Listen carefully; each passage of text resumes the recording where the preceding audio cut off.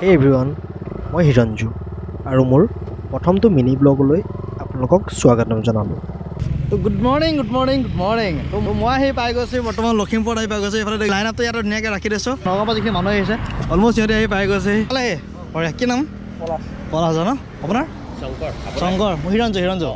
আপোনাৰ অংকুৰ। আপোনাৰ গোটেইখিনি নগাঁৱৰ? ভাৰ্গৱ নগাঁৱৰ ন? আপোনাৰ কৌশিক। বঢ়িয়া। পাৰ্থদা। অ'কে। প্ৰীতিশ। অ'কে।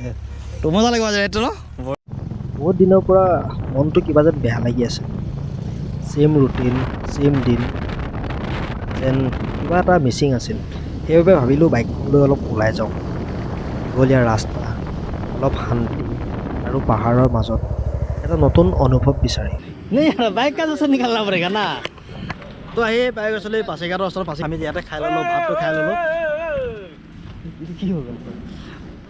দহ লোক আছে ভাতটো ইয়াতে খাই ল'লোঁ ধুনীয়াকৈ। তো আমি ইয়াতে নেক্সট গৈ আছোঁ ৰয়িঙৰ অভিমুখে যাম। আজি ৰয়িঙত থাকিমগৈ। ক'লৈ গৈ আছোঁ সেইটো অলপ লাহেকৈ কৈ আছোঁ। দীঘলীয়া ৰাস্তা, ফ্ৰেছ বতাহ আৰু কিবা এটা অনুভৱ কৰাৰ এক্সাইটমেণ্ট। মাজে মাজে ৰাস্তাৰ কাষত অলপ ষ্টপ, একাপ চাহ আৰু অলপ ৰেষ্ট লৈছোঁ। কেতিয়াবা দীঘলীয়া জাৰ্ণিটো এনে সৰু ষ্টপবোৰেই বেছি শান্তি দিয়ে। কি মজা লাগিছে, কি মজা আল্টিমেট ভিউ লাগিছে। হয়তো মই আগতে আহিছিলোঁ যদিও আগতকৈ এতিয়াতো বহুতে বেটাৰ, বহুত ভাল লাগিছে।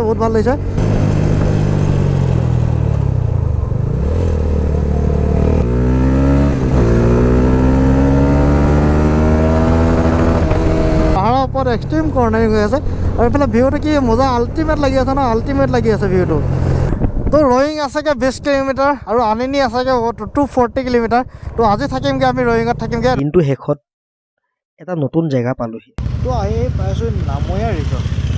অলপ টায়াৰ্ড আছিলোঁ, কিন্তু মনটো একেবাৰে শান্ত নাছিল। আচল এডভেঞ্চাৰ যিটো কয়, আচল এডভেঞ্চাৰ এতিয়াও আৰম্ভ হোৱাই নাই।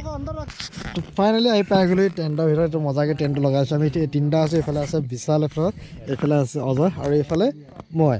তো আজি ৰাতিটো আমি টেণ্টতে কলাম। আমি কাইলৈ ৰাতিপুৱা দেখামগৈ, কাৰণ কেলৈ এতিয়া দেখাবৰ কাৰণে টাইমেই নহ'লে।